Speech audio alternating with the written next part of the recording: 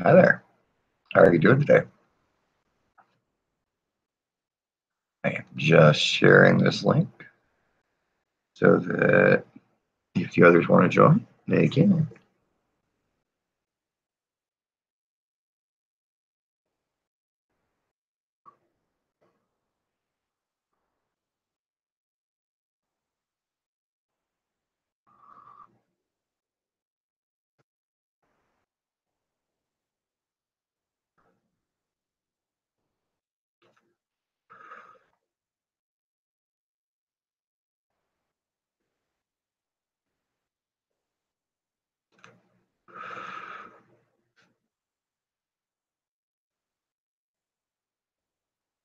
All right, now.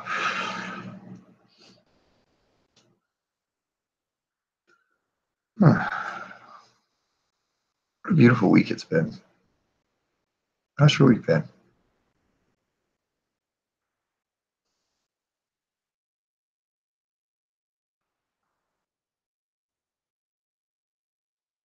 Just kind of reveling over one of my Facebook pages hit 2.6 thousand people reached and half that engaged, which is mind boggling considering I have spent no money to boost any of the posting. So that's just kind of cool. Kind of, I don't even know. It's kind of cool. It's weird, unexpected, but I'll roll with it, enjoy it, and continue to share things that people love. And I'm deeply appreciative of all you out there who have joined in on watching that page.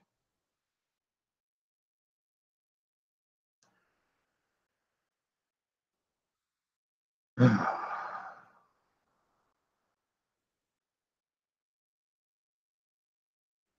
many notifications do you get on your phone in the morning, right? Because I'm not even lying when I say that there are hundreds. It's kind of insane to get that much pull from the world trying to get your attention. I need you to look at this. I need you to look at this. Look at this. Look at this. There hits a certain point in the day where I just set my phone down and don't pick it back up again until the next day.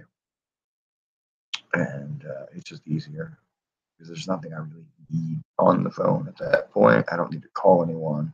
If anybody needs to get hold of me, they'll call and my phone will make noise at that point. So I think that it's just one of those things where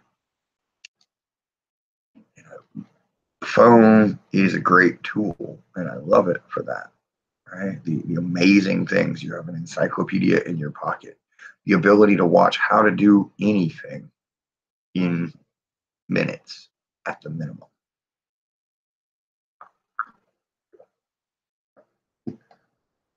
That's an amazing, amazing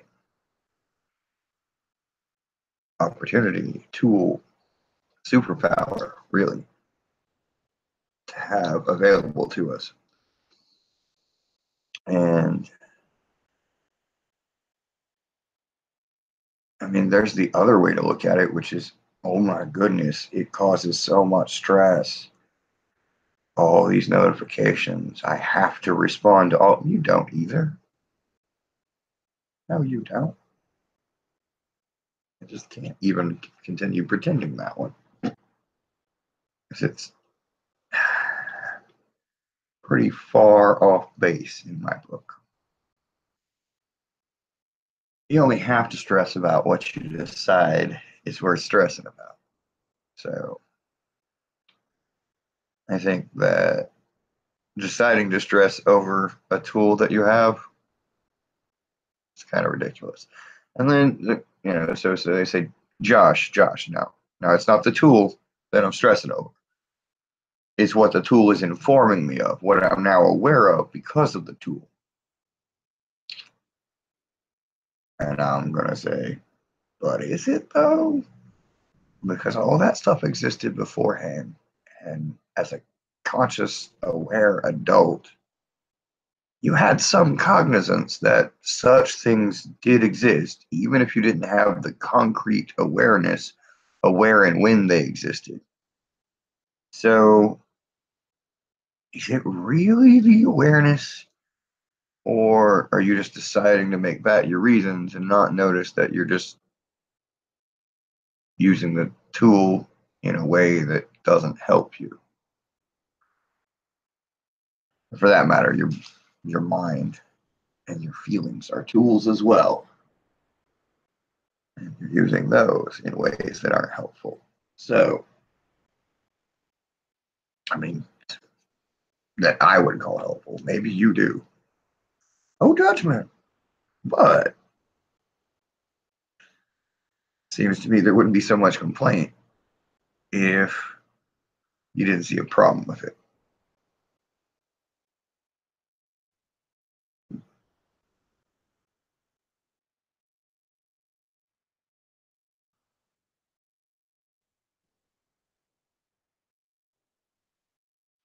I watched this video yesterday. This writer, I mean, he's a what we call an amateur scientist, but some people take what he says as proven science, and those people don't listen very well. But he was giving this talk at the Electric Universe conference, and his talk was titled "Is the Sun Conscious?" And that's a very interesting question to me. Can't help but wonder, is it? I kind of think it is personally. It would only seem to make sense to me. Hey, Brendan, how are you doing? Hey Josh, how's everything? I am doing great. Just enjoying myself, enjoying my presence, and I'm just waiting in patience and I'm just keep on working hard and hard and hard until that time will comes for me to shine. And how are you, brother? How's been life for you? Utterly and completely devastating. I mean, you just, I picked that word just to be fun. It's been devastatingly beautiful. It's one of those where what I love about a rough week or a tough week is, I was talking to Zane the other day, Yeah, and one of the things I was telling him about, what I love about the tough times and the things that frustrate me is, since I was a kid, I've had this tendency to where, usually when something gets difficult, we kind of have this natural bodily reaction to kind of close up, right? And yeah. so when I start feeling that from something, my instinct now is to lean into whatever it is that's causing me to want to pull away and try to get to the source of where that fear is. Oh, And uh-huh, oh no no no. But continue. Sorry, continue. all I was going to say was that when I lean into that fear, it stops being a weight against me or something to pull away from, and instead it transitions into an excitement of a sort. I mean, Yeah. it takes a minute sometimes, but it does. And, I use that to move through and past whatever would have held me back otherwise. And so I really relish the tough weeks a lot more than the easy weeks sometimes. Oh. I think that's why I give myself so many tough weeks. It's because it's like when you're at the gym, if you want to have a lot of gains, you don't skip doing the weightlifting. Oh no. Josh, are you still there? Can you hear me? I can see you. Well, I can see your icon, not your video. my hand There you slipped are. and I got taken out from the video. Pardon me. What were you saying there? uh, I said it's like when you go to the gym, right? You don't go to the Yeah, gym and decide that, you want to have big gains and then only lift the 5 pound weight all week, right? yeah. That's well below your limit. You got to go to your limit if you want to have big gains, right? If you want to actually improve, then you have to have resistance to train your muscles. But life is the same way, if you wanna improve, you got to not pull away from that stuff that's scary that makes you want to close up, but instead lean into it and let it help you grow. Yes. And so, I for that's what I was saying is I was thankful for for the rough week and the ability to lean into that and everything I learned from it. Oh, that is beautiful.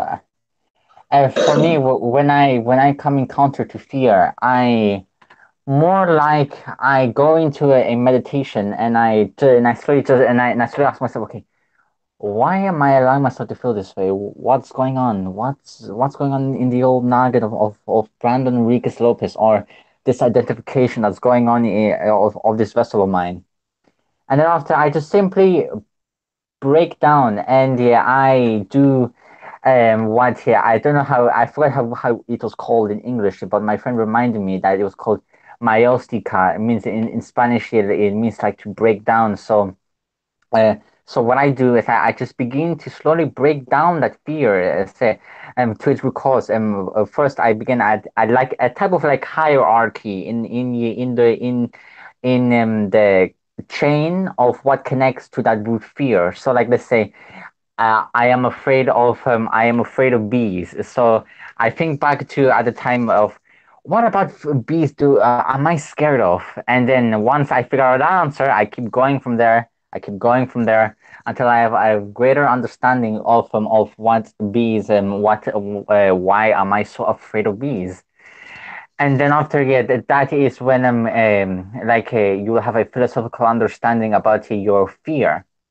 So yeah, that's how I encounter fear. I just simply break it down. That's all. That's all how I could say I encounter fear. But in the grasp of what you're talking about grateful about this week, I am super grateful about just simply being myself, having love for this sexy beast that you see here called Brandon Enriquez Lopez, this sexy beast. There we go. And also that I know and what I'm doing is having major impacts into my life, and each stroke of the brush that I do upon the canvas that is my life will create an even glorious picture. And even so that today in an hour or so it'll be just in so like this stream ends, we do these streams in an hour. Well, I will be doing a stream with Michelle about Tarot. I finally got it fixed, Justin. Thank you so much for the suggestion. I'm going to be doing what you exactly told me to do last Sunday. I knew you could do it. I meant to get a hold of you this week, but I actually wound up working well over 40 hours this week, helping my mom. So I was really, really, really busy all week and really tired when I got home and wound up just passing out every day. Um, but I'm really, really excited that you got that and that it was able to work for you because I figured it would. We just had to figure it out. That's systems right there, communication systems. You just got to figure out the right number or process, and you're good to go. That's precisely because now I don't have you to use my computer, which I feel like is very bad quality. I can use my phone, which is super clear, Yeah, super like your super great. face is much clearer on your phone. Yes, It looks yes, great. it's It super looks great. It is super beautiful, super sexy. Yeah. My best friend in Oklahoma, last night we went out and he kind of reminded me how important it is for us, as males to speak about each other that way, and it's important for us to be able to do that because being unable to do that is a part of that toxicity in our culture that we don't want, right? Because Exactly. it's fear based when you can't say stuff like that. It's like, what are they going to Hmm. think of me, right? That's all fear and identity and judgment right there. But not who and what we are. You know, we're sexy beasts. It's what we do. It was sexy bitch Joshua. That's right. You know, and I really appreciated that. You know, he did a really good job of really helping me to center and ground back into that. That it's something that we can create as our own culture just by being the people who do that and showing other people it's okay to do that. And I wanted to say thank you real quick because you just gave me some inspiration for the format of the show. I'm definitely going to stick with this from now on. So, like when I start the show, I usually just start some kind of a monologue, right? But Yeah. then whenever somebody shows up, is when this phase kind of happens, where we spend a few minutes in greeting and gratitude, where we actually just Hmm. talk about what we're grateful for over the last week. And since the hangout is a slightly different format than the spirit science, doing the meditation at the beginning doesn't really work for this format, right? So I like that we do this, greetings and gratitude bit right here in the beginning because it still gets us in that good vibe just from a different angle. And then we can still close out with meditation, which is great. And that is it's super awesome for you, and you're welcome as well. Oh, but also, I just one more thing I want to be grateful for as well. That my good friend, a good friend of mine, he took me out last Friday to go dancing to salsa. And it was the first time I actually ever danced to the seductive rhythms of salsa. Oh, super fun. That's That's such fun. awesome. Awesome. Salsa's great. I suck at salsa dancing, but I love it anyways. It doesn't matter. It's fun, right? Precisely, yes. Oh my gosh. I hope that's not your only other thing to be grateful for. I hope you have an infinite number of them. Oh But no, no, yes, I do. I have an infinite number of I can expand even into detail, but I'm sure that you have some type of topic of discussion that you wish you to delve into today's conversation. I picked it at random this morning, and it was opening to love. Was the topic that I picked, and I think that we've kind of touched on it already. In that, it's in that space of not closing off, you're opening to love, right? So like when you feel that fear, that anger, that apprehension, whatever it is, right? You have a choice. You can run, which is what it's telling you to do, or you can turn around or you can just keep facing whatever it is and just let it happen Mm. because it's there no matter what. So either you're running away from it and it's still there, or you remove its power by not giving into it. And when you do that, you open up to love, your heart opens up, and your capacity to handle whatever it is.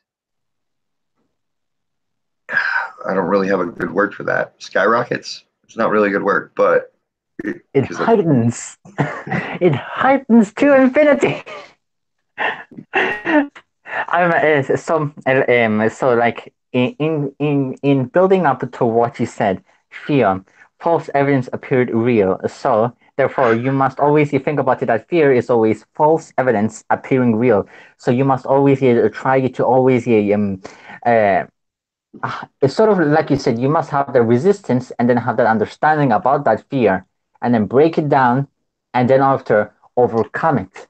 And I always keep on striving back to Nietzsche, but like Nietzsche's words always come through my mind every time when somebody talks about fear. It is like it is like overcoming that taboo and then becoming the Superman. I'm just sorry, that's just cause Nietzsche always pops into my mind every time somebody speaks of it or any sort of subject. It's just that his words always echo in my mind. They're so powerful.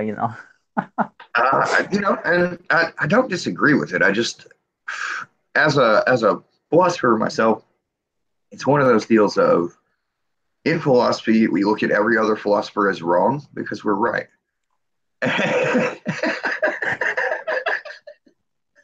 But no, Nietzsche had a lot of great thoughts, and he agreed with quite a few things he said.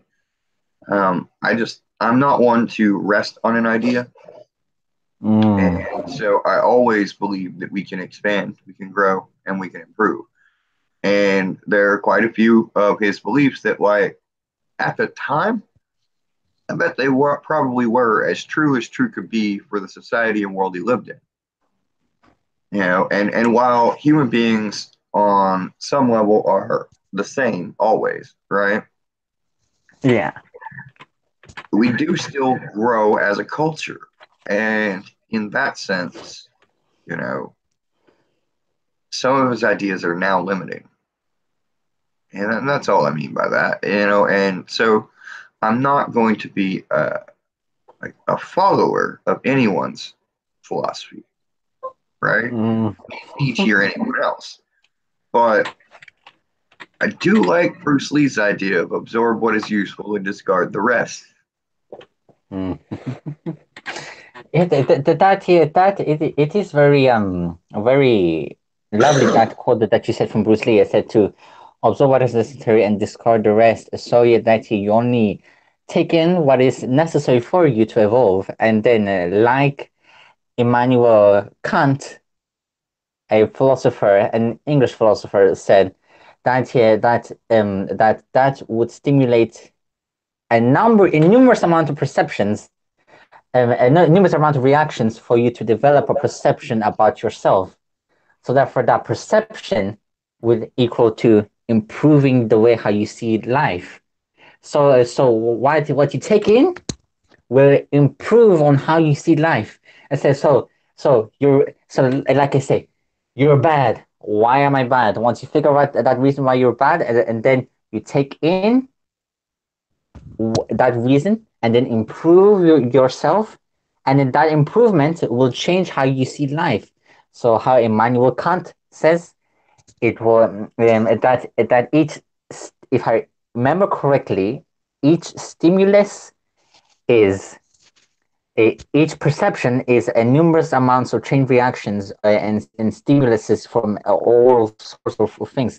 So you eat an apple, you have the touch, the smell, the taste, and then after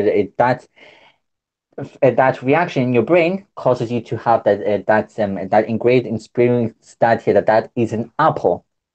So beyond that perception, the apple is nothing. So apart from that metaphor, it is just to improve upon yourself each time when you learn something about yourself, or something to improve upon yourself, good or bad, negative or positive.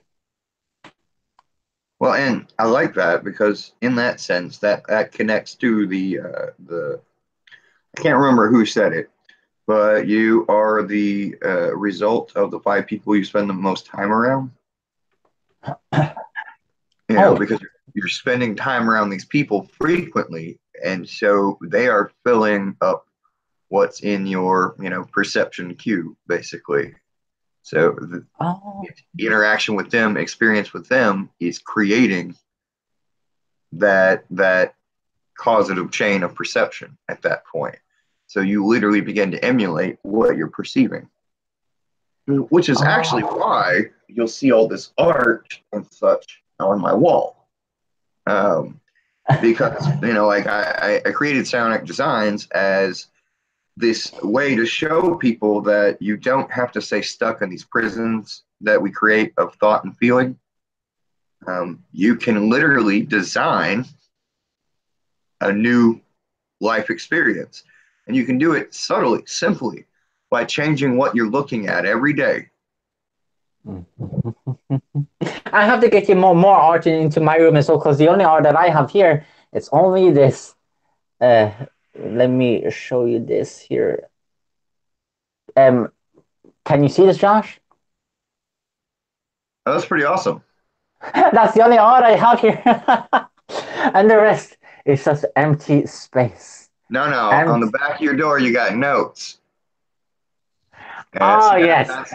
that's something else I do. I got little post-it notes all over the house, and not only that, but you can't see it because the light's so bright. But right here, actually, on the wall, it says what's trying to emerge in my life. Oh yes. It is to And always just to remind you about that. yeah, just like everywhere, like I'm looking right across right now, and I've got all these pictures of my family, right?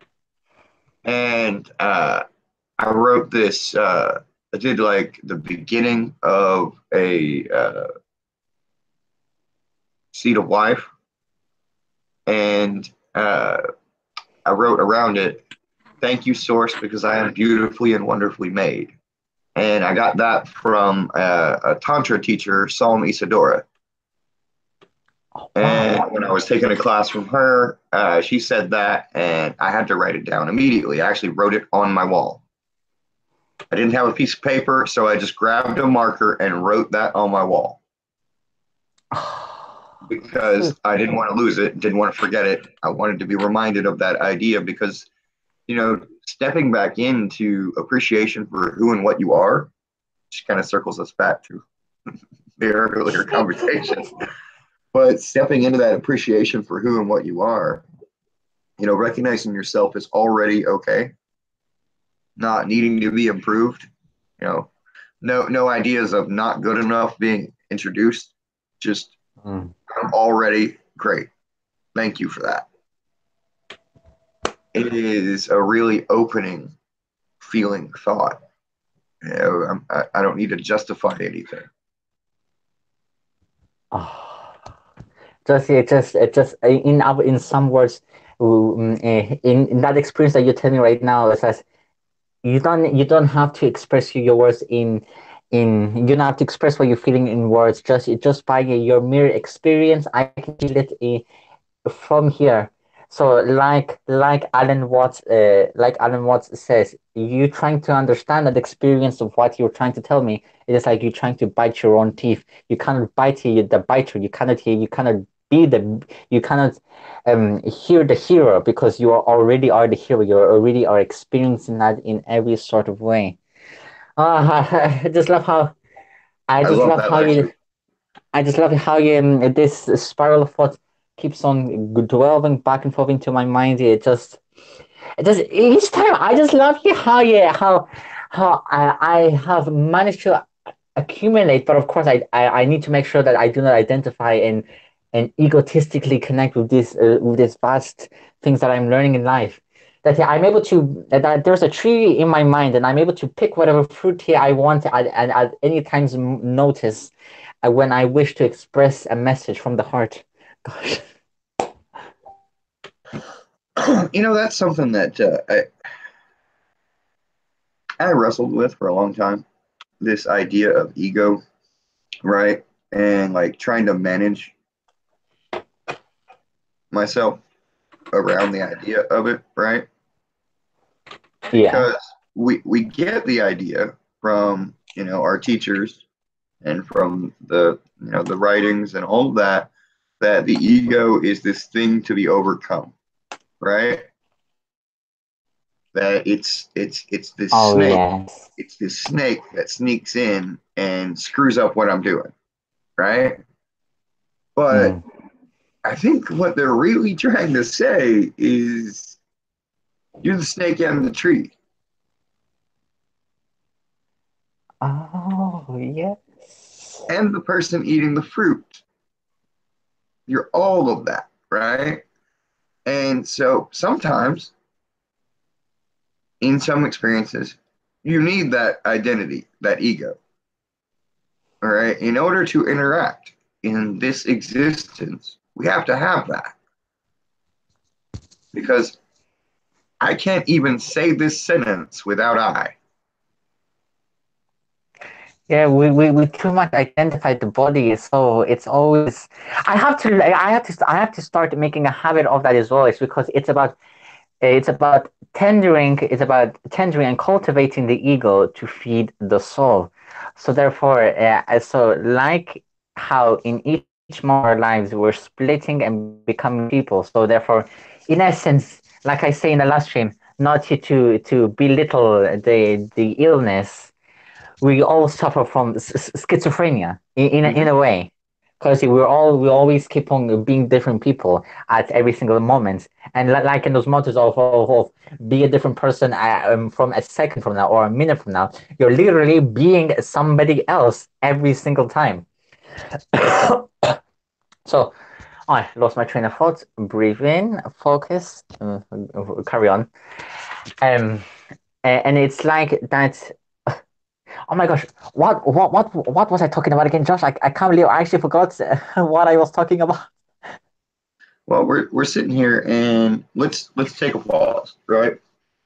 Let's take a breath.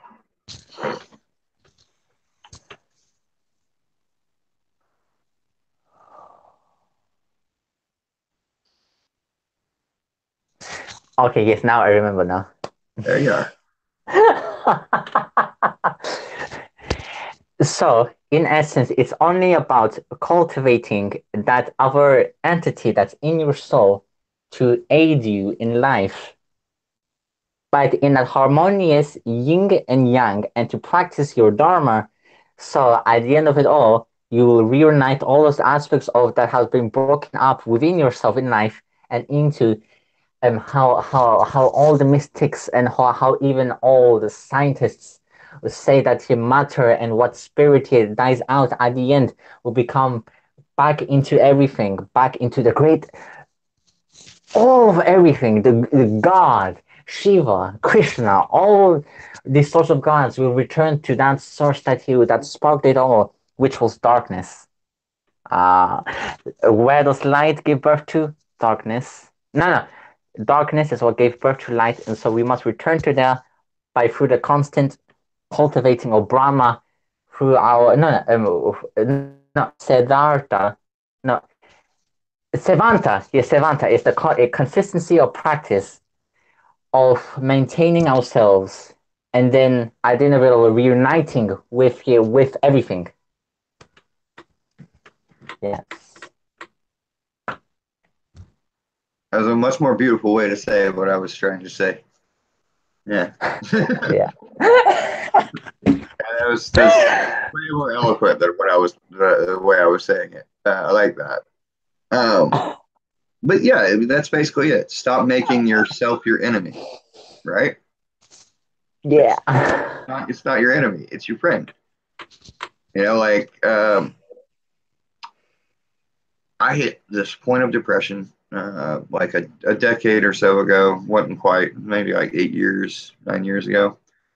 And I didn't want to be depressed anymore, so I gave myself a new persona to act out, right? And that persona that it was just a mask that I put on. But I knew I was consciously choosing to put that mask on and enact that role. And it gave me the ability to handle social situations without anxiety and, really engage large numbers of people and make them laugh and, do so in a fun way that wasn't really hurtful and, made people feel good. And, it was a good experience for me because it wasn't long wearing that mask before I was genuinely actually happy just because of I was having fun, making people smile and laugh and feel included in the group, And we can all do that. It's like you said, you're cultivating like an identity that helps you achieve what you're wanting instead of keeps you cycling the same choppy water. Precisely, brother. Oh gosh, Josh, you're such a scholar. Anybody watching this, check out Josh's things right now. Smash that subscribe button. Can we hit 1 million likes on this video to help out my brother Josh in his endeavor to help the collective consciousness? Just not as not as some people would eloquently depict all people who try to change the world as messiahs, but just as a part of the oxygen particle that creates the fire that keeps it running, and to engulf the the darkness and return it to light, and then once again that cycle will continue where darkness envelops fire, and the fire will envelop the darkness once again. I love you, Brandon. Oh, I love you too, brother. Oh, And, you mentioned the Messiah in there, right? The word yeah. Messiah, and it conjures forth the phenomenon of Christ consciousness, as it's called these days. It had other names in the past, and I don't quite remember them this morning, or afternoon now. But it lines up with the whole idea of opening to love. So I figured, well, that's a good inspiration. Let's go with that. Um, oh, first things first. This really cool Buddha painting that I got right here. There, yeah. Yeah. My mom made that. She painted it. She gave that to Oh my gosh. me. It's really cool. I really dig it. Oh, that's awesome. Oh, Oh, beautiful. we got a message in the Slack. Who will Catalina. who will be joining us? Maybe Catalina? Carolina. Oh my god. I don't I know just what all entered. the cats mean. Oh, what's going on? Catalina was messaging in the Slack, Oh, and but yeah. she's just sending at signs. So I don't know. It's 1156. So, oh, well, that's funny. It lines up with the exact time that I sent the join message. And also, it's interesting, if you add 5 and 6 together, that's 11. So it would technically be 1111. That's funny. All right. Oh Interesting my, observation there. that is interesting. All right. Oh, I really liked that meme you shared today. Oh, I You know. can't order the relief on its own. It only comes with the dessert it only comes as a dessert with pain. That's Because that waiter. Like, that is true, I brother. am positive they said that with a straight face too. I'm so sorry that, but it comes with a side order of pain. That goes to that if you hear somebody say that to you, you will feel like that they're threatening to beat you up. That comes with a side order or dessert of pain.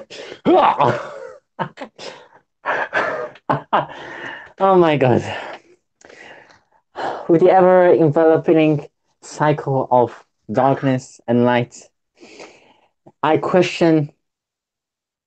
I sometimes question when I sometimes enter into sometimes of a philosophical, quite sadness and both happy at the same time.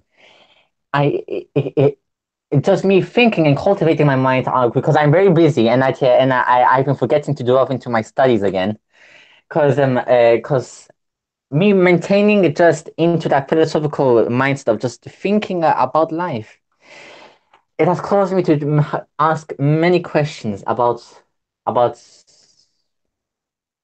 humans in general. Right. We identify ourselves too much with these bodies. We just everything we've been talking about. Just that we identify ourselves with too much of these bodies. We see ourselves too much as individuals, but of course that's still beautiful at the same time. But we don't try to connect the greater aspects about ourselves. So one time I was in the kitchen, I closed my eyes And then after I actually recited a really beautiful poem that I created at the straight from my head, and I told myself, we humans identify ourselves too much with this world. We close our eyes and we enter to the world of the blind man. And in that world, all there is just sound in the eternal infinite darkness. And then when we open ourselves to light, we see creation.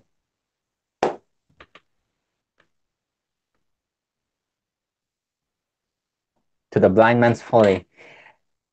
And then the mute man is in the world of the senses of sight and hearing. The deaf man can only see in the world of the seeing. The blind man can only hear in the world of the hearing, and so on. And with the complete senses of a human being is in the world of the senses. So a blind man, a deaf man, and a mute man are only in a particular world of a sense.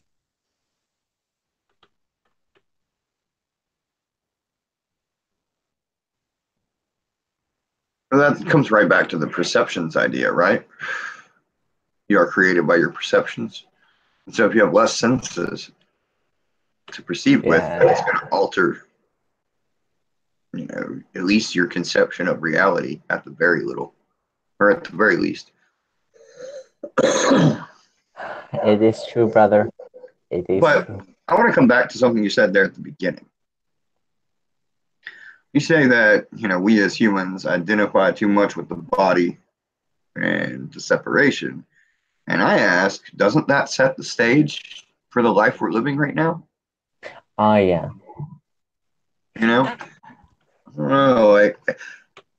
think that it is important to be able to notice that, I am not my body. I am not, separate from anything. But I don't know that it's necessary that I maintain that awareness constantly. It's that obsession for permanence that we have more than anything. I think is what really gets us, a hitch in our step, so to speak, because we're trying to identify some state of being as superior, right? And then we're right back on the judgment scale. Life is ebb and flow, alteration and altercation. You need the contrast of polarities to create the product that is this existence. You can't have everyone all acting together in oneness consciousness and still have an earth where you're Brandon and I'm Josh and we have our own lives to live, right? Because if everyone was in that feeling state right now in unison, we wouldn't be here. We'd be in source. But see, we came from source to be here, right? So it's not a bad thing. It's only bad if we let it control us instead of remembering that we always have choice. We're not as subject to our feelings. They didn't happen to us. They happen through us, and we get to choose how to direct them. Yes. Absolutely correct, Josh. It's just sometimes when I'm just in that mode, I just get into the mode of just thinking outside too much of myself, and I just like no. I just begin to fly. I just begin to fly, and then after that was great. I want you to to do that. I have to ask these questions because to me, you're conjuring up this cognitive framework that says it's a bad thing to be what we are. Oh yeah. And I can't accept the idea that it's a bad thing to be a human. Oh no. I wasn't meaning like that. I was more meaning it like we don't notice the little smallest details in life. We don't have that urge to learn about what is beyond what we But already don't we see. though? Don't we though? Isn't that how all the seekers of of our history? Isn't that how we have any knowledge that we have today that's been recorded? Is that that inherent desire does exist within us? I think that Mm. it's it's few and far between the number of us that have that urge that also have the right number of circumstances come together with the right choices to produce Mm. that awareness, right? So I don't know that it's really so much as, humanity is bad humans. You're not trying hard enough, right? Yeah. And so much as it is a lot of just circumstance. And since it's all me or you, whichever way you want to look at it, anyways, you didn't do a bad job, Josh. It's okay. I get you're playing your part of the role.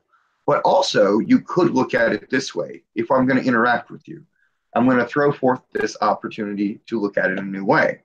Because that's what I do. But then you'll present your new way to me. And while we're both me, we're me from a different perspective because this is from the Josh awareness. This is from the Brandon awareness, right? Ah, And both are unique and important perspectives.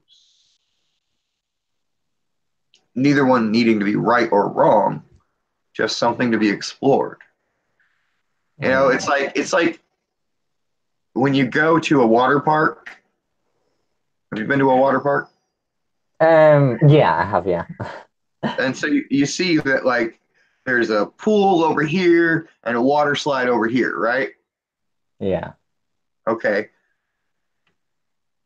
Is it bad to get on the water slide before the pool? Or is it bad to go swim in the pool before you get on the water slide? I would say it's fun to go down the water slide first, or just different perspectives on that. That's great. You chose something right there. That's the key. You picked a preference, right? It's I not that and what you did is you flipped it so that you weren't answering whether it was bad either way. You focused on what was good. I mean, that's a really great instinct. And that's kind of what I was pointing at is that subtle line inside ourselves where we're going to make a judgment either way because that's what this experience is, right? But it's about making ones that retrain you away from the negative, as you were saying earlier. And you just did it right with how you answered the question. The question itself was loaded to be negative. All right. You flipped it instinctively and focused on what would be more fun to you. Perfect, eloquated answer, Josh. Bravo, brother, bravo. And but even so, you have improved my way of thinking, as Socrates says that we must always be in a conversation with each other about life.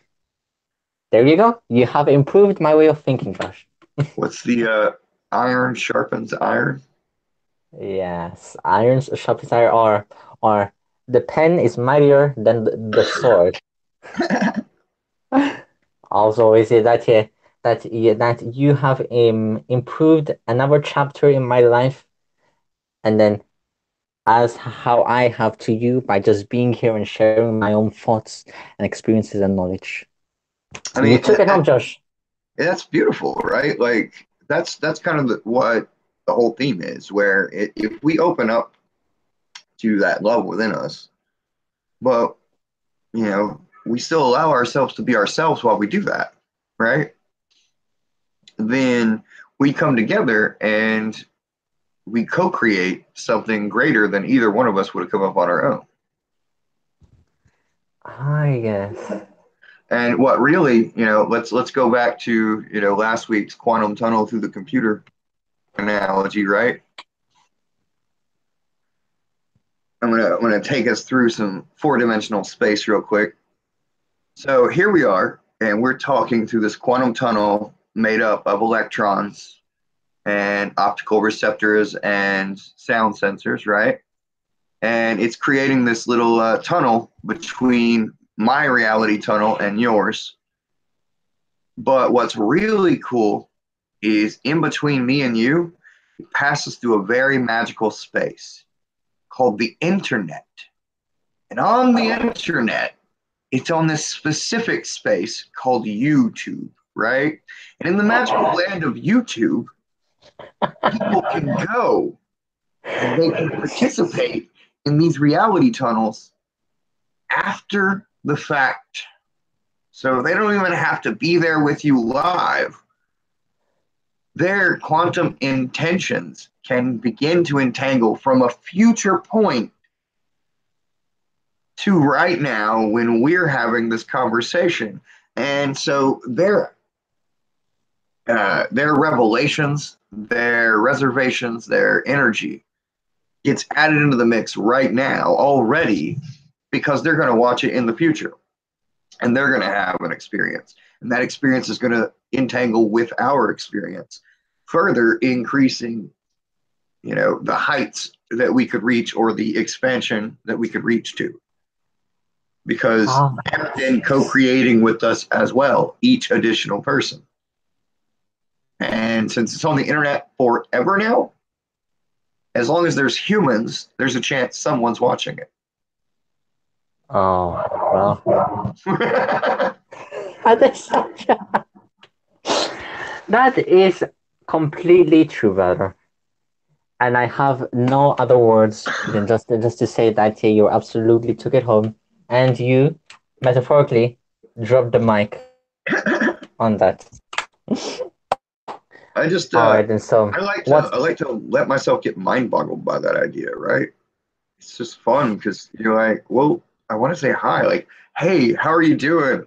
I hope you're having a great day because I am. I've been hanging out with my buddy Brandon here. We're both having a great day, and I think that I just wanted to say thank you for the fact that you're choosing to watch this now when you didn't have to. And I'm even more grateful, though, because not only did you choose to watch it, but you've opened your heart up to this quantum entanglement tunnel with us and are helping co-create something amazing, not only in our lives, but we're reaching forward through time to you. And so it becomes this feedback loop through time of ever increasing power with each new heart that opens up and joins us. So thank you so much for being here. And that change will create a reaction of ever-flowing change in the mindset of the human consciousness. God, brother. So, what other discussion shall we attempt to break down? I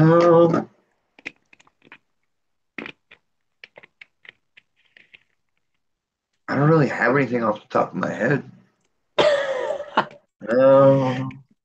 It's amazing how I can have that many words and that complex of a concept and then be like, no, but my mind is blank. I have nothing.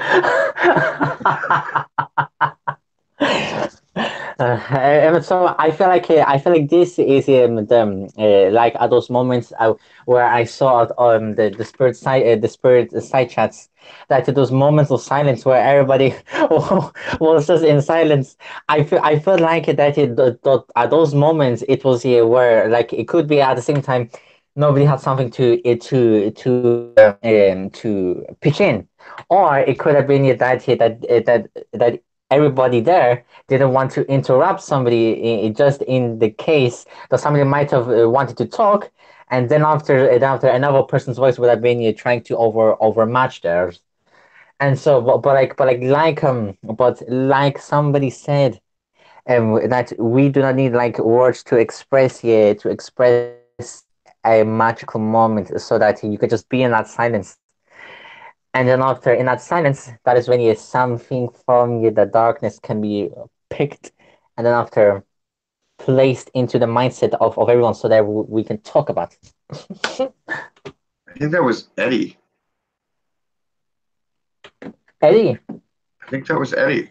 Yeah, as I think I remember him saying something like that.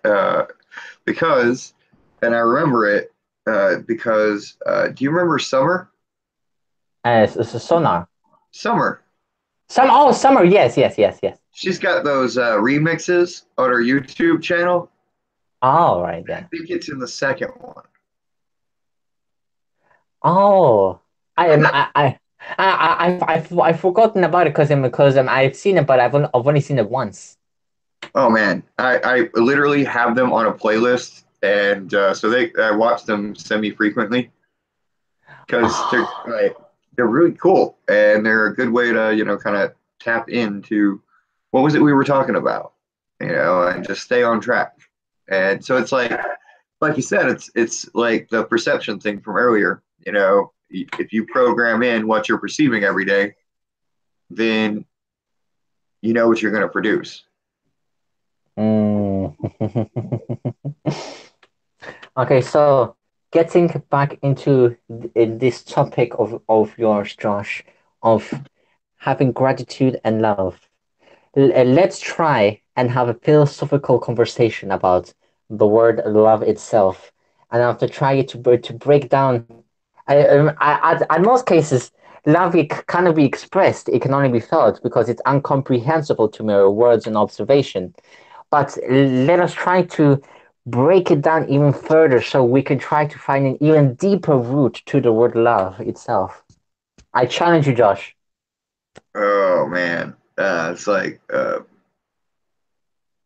40-gallon bag of worms right there. All right, love. What is love? Right, that's the question. Yeah, like break it down even further, from the definition that you know of what love is, break it down even further, break it down to its root. Materialist scientists would tell us that love is a byproduct of oxytocin and other neurotransmitters, which, when are released from the brain, and they have 90 seconds once they bypass the blood-brain barrier into the bloodstream and are spreading throughout the body, which they travel throughout the body quite a few times in that 90 seconds because your blood pumps at an incredible rate. Um, but you have 90 seconds until those neurotransmitters break down in your blood and they're not affecting you anymore. All right. So if you're feeling something longer than 90 seconds, it's because you're re-stimulated, causing a re-triggering the release of those chemicals. All right. But materialist scientists would tell you that love is nothing more than a chemical reaction in your brain, no different than taking a dose of smack or heroin. All right.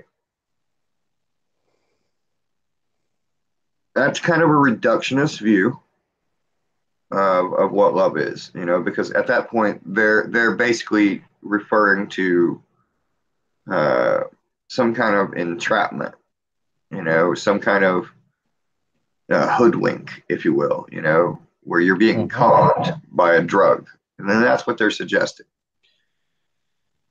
And they apply that to romantic love and familial love, all of that. It's all just a drug cocktail in your brain. Okay. Um, and then you have your poets and your spiritualists who will tell you that love is a force that exists in the universe that can grab you tight and compel you to do things beyond your will.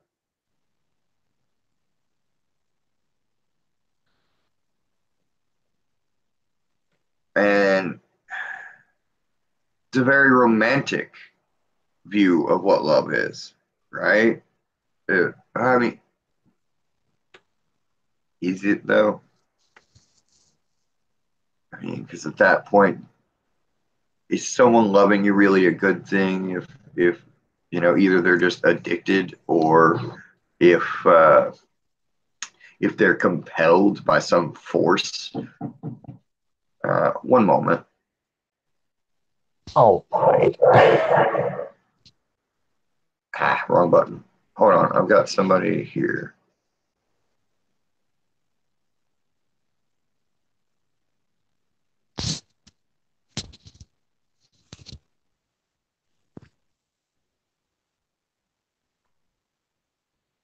All right.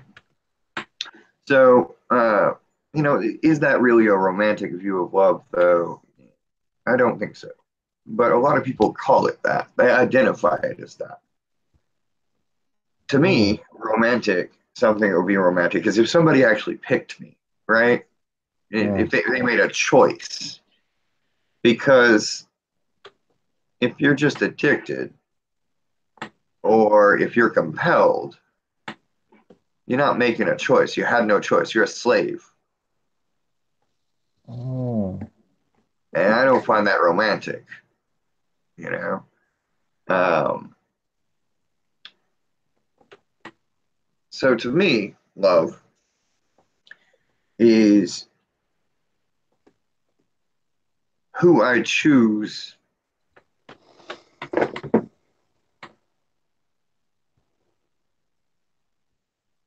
to face my own darkness for.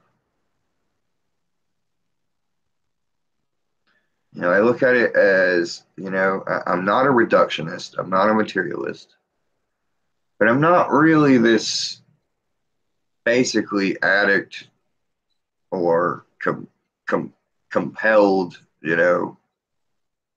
force idea either. I believe in free will, and I believe it's the only real force that exists.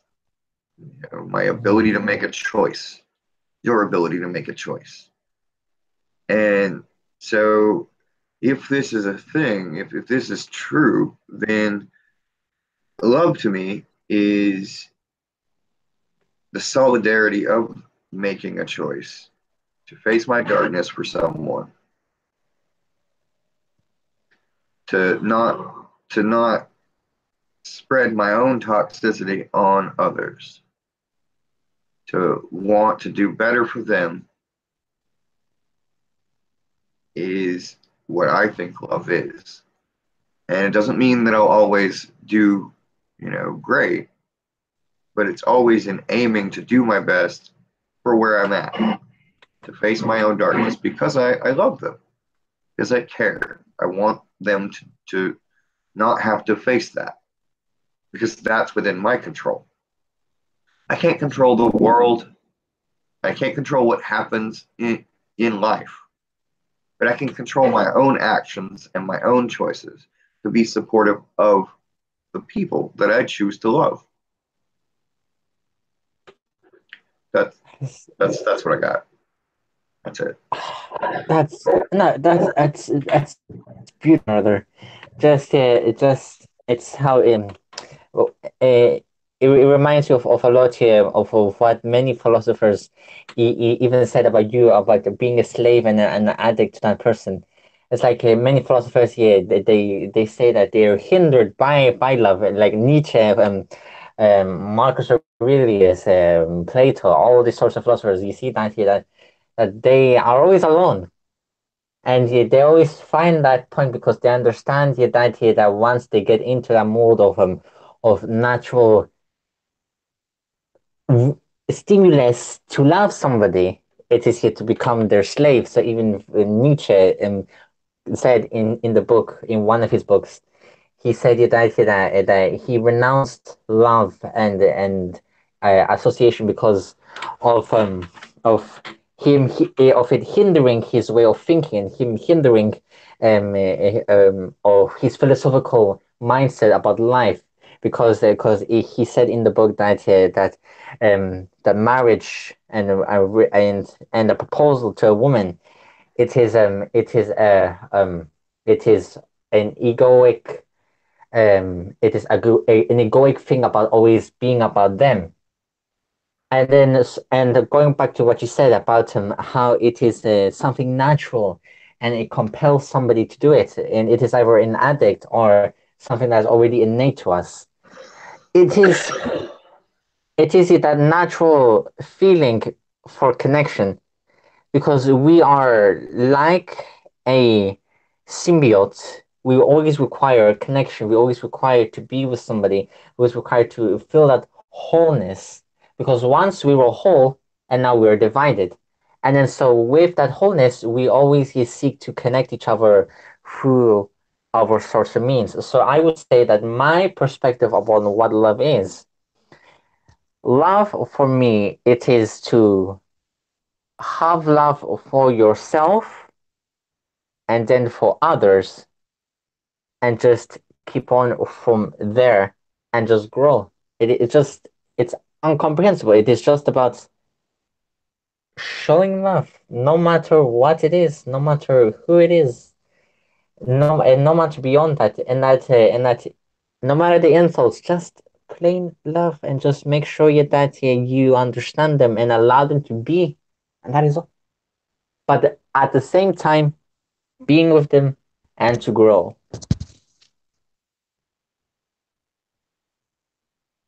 I think that that is, basically where I'm at with my relationships. It's I think I have the best relationship ever. I mean, I'm sure people would disagree. They have their own ideas of what the best relationship ever is, and that's good. I'm happy for them, right?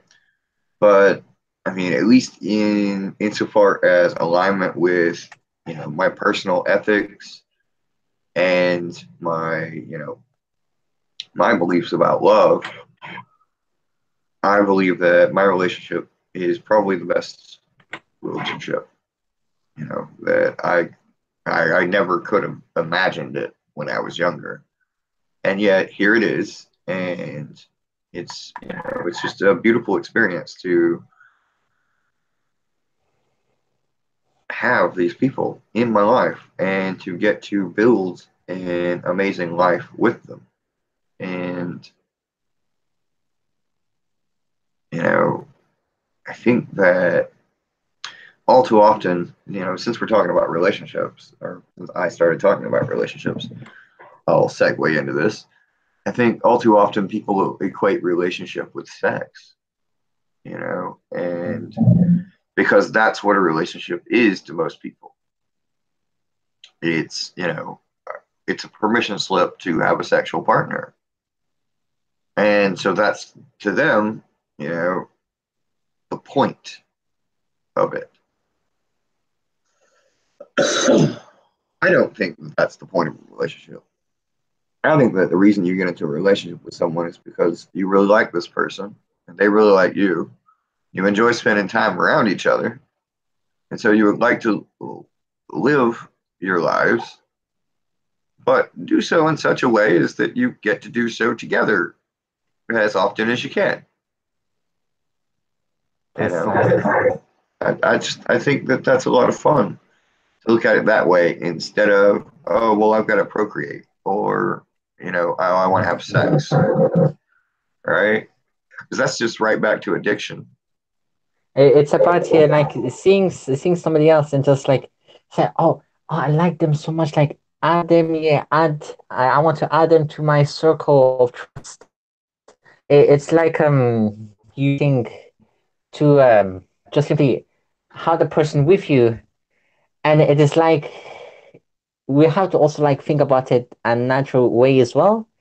It is, I would say, having a sexual, of course I cannot here say from experience, trust me, I am I have never experienced that. It is like having a permission to be sexual with another being, that here, that because and of how our modern sensibilities are, that uh, okay, I'm going to be quite frank with everyone here that that we can't reproduce with our own kin because we all know that that's scientifically and also very tabuistically damaging to our psyche and to our physical bodies. I mean, is that true? All right. All right. Not that I'm in favor of this. Let's be very clear here. But you can't have the English or the European noble lines if that's true.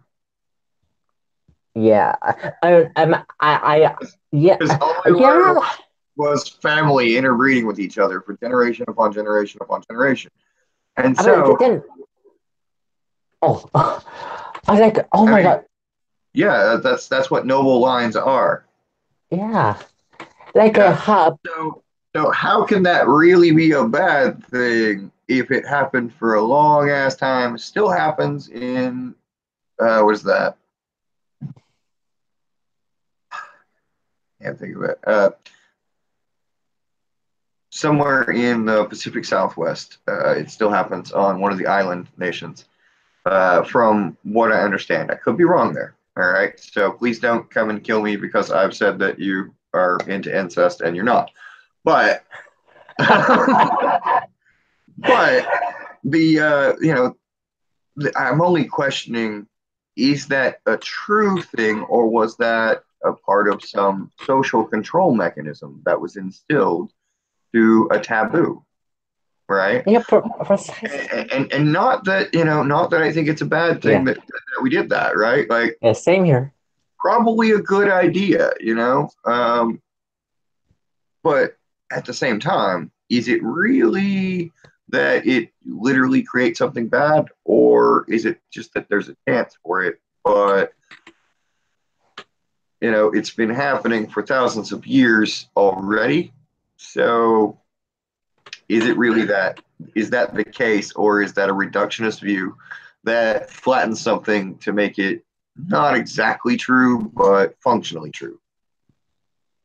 It could have played both ways. Like it could be a way that we started to notice, like we could say, symptoms, birth defects of our offspring coming out from our same kin. So I feel like that is when we started. I think you hit it right there.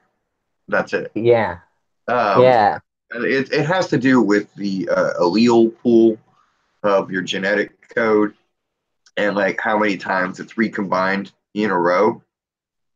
And so I think it's like 6 steps.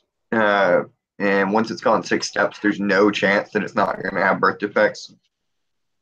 And so yeah. that's why they had the genealogists in the noble lines who would keep track and make sure to get some new blood in every so often.